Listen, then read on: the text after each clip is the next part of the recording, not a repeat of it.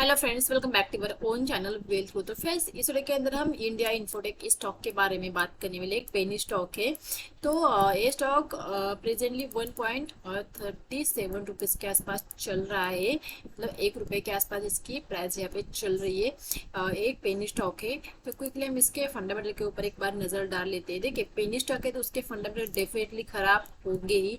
फिर भी हम एक बार उसके ऊपर नजर डाल के हम चार्ट के ऊपर आएंगे कि किस प्राइस पे हमें स्टॉक को बाय करना चाहिए, क्यों बाय करना चाहिए, टारगेट क्या रहेंगे, कहाँ पे हम स्टॉक से निकल सकते हैं। तो इन सारी बातों को हम चार्ट के ऊपर डिस्कस करने के लिए सबसे पहले हम देख लेते हैं कि इसके फंडामेंटल किस तरह से यहाँ पे देखने को मिलते हैं। ये कंपनी करती क्या है, इसके साथ कंपनी के बारे में फाइनेंशियल किस तरह, सारी चीजें हम यहाँ पे देखने वाली। तो जैसे कि मैंने कहा, स्टॉक ₹1.37 के आसपास यहाँ पे ट्रेड करें। 1.37 रुपीज के आसपास ट्रेड आई। यहाँ पे 2% का यहाँ पे ऑलमोस्ट यहाँ पे गिरावट स्टॉक के अंदर देखने को मिली है। अगर इस स्टॉक की अगर बात करते हैं हम यहाँ पे स्टॉक की अगर बात करें तो इस एक पेनी स्टॉक है। एक कंज्यूमर फाइनेंस सेक्टर से बिलोंग करता है, एक स्मॉल कैप कंपनी। इसकी अगर मार्केट कैप की बात करें तो 1.42 करोड़ की इसकी मार्केट कैप है। तो देखिए, इस स्टॉक को बहुत इजीली मैनिपुलेट किया जाता है या किया जा सकता है। और अगर इस कंपनी की बात करें, क्योंकि इसकी मार्केट कैप 1.43 करोड़ की है, बहुत इजीली स्टॉक को ऊपर नीचे किया जा सकता है।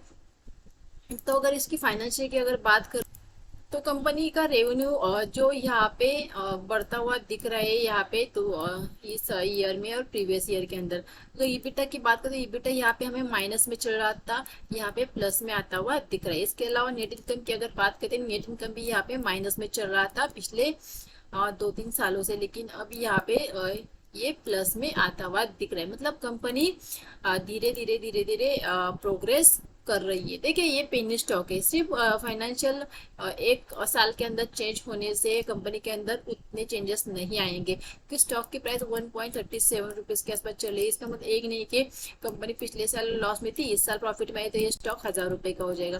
तो बिल्कुल ऐसा नहीं होने वाला है। तो इस कंपनी की अगर बात करें, यहाँ पे कोई भी रेड फ्लैग हमें नहीं देखने को मिल रहा है। और स्टॉक यहाँ पे हमें यहाँ पे बॉटम पे दिख रहा है, बॉटम के आसपास स्टॉक यहाँ पे ट्रेड करता हुआ दिख रहा है। तो चलो क्विकली हम प्रमोटर के बारे में बात करते हैं। प्रमोटर की होल्डिंग किस तरह से यहाँ पे देखने को मिल देखिए, प्रमोटर की अगर बात करें तो यहाँ पे 14% की सिर्फ प्रमोटर की होल्डिंग देखने को मिल रही है। यहाँ पे म्यूचुअल फंड DIOs FS के यहाँ पे कोई भी होल्डिंग नहीं देखने को मिल रही है। रिटेल की 86% की यहाँ पे रिटेल की होल्डिंग देखने को मिल रही है। मतलब कंपनी का यहाँ पे 86% का हिस्सा कंपनी का रिटेलर के हाथ में है, सिर्फ 40% ही प्रमोटर के हाथ में। मतलब पूरा खेल रिटेलर के हाथ में है। रिटेलर ही स्टॉक को ऊपर लेके जा सकते हैं, स्टॉक को नीचे भी ला सकते हैं।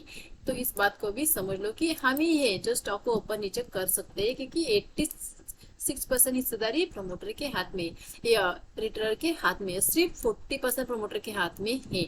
पूरा खेल प्रमोटर और रिटेल का ही रह सकता है स्टॉक के अंदर। तो क्विकली हम चार्ट के ऊपर जाते हैं। देखिए, पेनी स्टॉक के फंडामेंटल खराब ही रहते हैं, या पेनी स्टॉक उसी स्टॉक को पेनी कह सकते हैं कि जिसकी प्राइस ₹1 के आसपास चल रही है। लेकिन ₹1 के आसपास चल रही है, डेफिनेटली स्टॉक में कोई तो गड़बड़ है।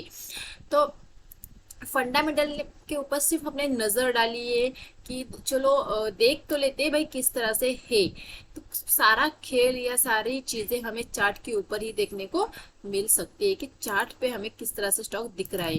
तो देखिए, यहाँ पे मैंने 1 डे का चार्ट लगा के रखा है, देख सकते हैं स्टॉक का। अगर हम यहाँ पे देते, स्टॉक ने यहाँ पे ₹15 के आसपास का हाई लगाने के बाद स्टॉक 2020 में ₹50 का हाई लगाने के बाद स्टॉक इस यहाँ पे गिरता हुआ चला आ रहा है। स्टॉक यहाँ पे बॉटम के आसपास यहाँ पे ट्रेड करता हुआ नजर आ रहा है।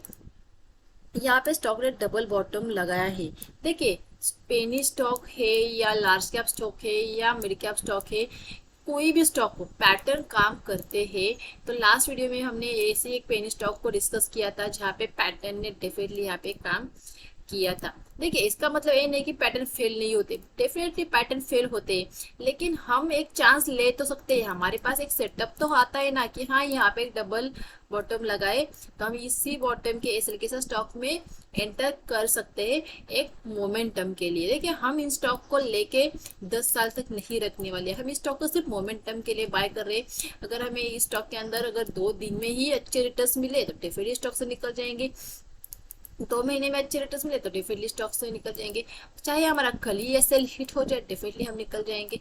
तो इन सारे हमारा एग्जिट पॉइंट, हमारा एंट्री पॉइंट, हमारा यहाँ पे हमारा टारगेट, इन सारी चीजें हमारी यहाँ पे होनी चाहिए, तभी हमारा एक सेटअप बनेगा, तभी तभी हम इस स्टॉक के अंदर एंटर करेंगे। तो देखिए यहाँ पे मुझे एक डबल बॉटम, यहाँ पे देखिए बॉटम लगा एक बाउंस आया, यहाँ पे बॉटम लगा एक बाउंस आया। तो देखिए इसी एसएल के साथ अगर ये इसका बॉटम अगर देखते थे 1.20 पैसे का यहाँ पे बॉटम लगा है, तो इसी एसएल के साथ अभी स्टॉक में एंटर कर सकते हैं। फिर से हमें 10 रुपीज के आसपास स्टॉक जाता हुआ दिख सकता है। लेकिन देखिए एक पेनी स्टॉक है, और ये ऐसा नहीं कि ऐसा ही ऊपर जाएगा, शायद आपका एसएल को भी हिट कर ले। तो उतने पैसे इस स्टॉक में आप इन्वेस्ट कीजिए, या उतने पैसे आप स्टॉक में लगाइए कि जितने यहाँ पे डूबने पर या यहाँ पे आपके एसएल हिट होने पर आपको ज्यादा अफसोस ना हो, या अपनी आपके लाइफ स्टाइल में कोई भी चेंजेस ना आए, आपको ज्यादा कुछ यहाँ पे इमोशनली या आपको बहुत ज्यादा यहाँ पे तकलीफ ना हो। क्या होता है 1 रुपए का स्टॉक है, ऐसा करके हम भर भर के थैला भर के ले लेते, तो फिर वो स्टॉक ऊपर जाता है तो अच्छा लगता है भाई, प्रॉफिट बहुत अच्छा लगा है, लेकिन जैसे स्टॉक नीचे आता है तो धड़कनें बढ़ने लगती है। तो देखिए हमारी धड़कनों को नहीं बढ़ाना है, उतना रिस्क नहीं लेना है जो हमारे हेल्थ के ऊपर आ जाए। तो इसीलिए इस स्टॉक के अंदर या किसी भी पेनी स्टॉक के अंदर इन्वेस्ट करते समय उतने पैसे को लगाए जितने आप वहां पे सेव कर सकते हो, उतना आप लॉस बेयर कर सकते हो। तो आई होप फ्रेंड्स आपको वीडियो अच्छा लगा, वीडियो को लाइक कीजिए, चैनल को सब्सक्राइब नहीं किया तो चैनल को सब्सक्राइब कीजिए।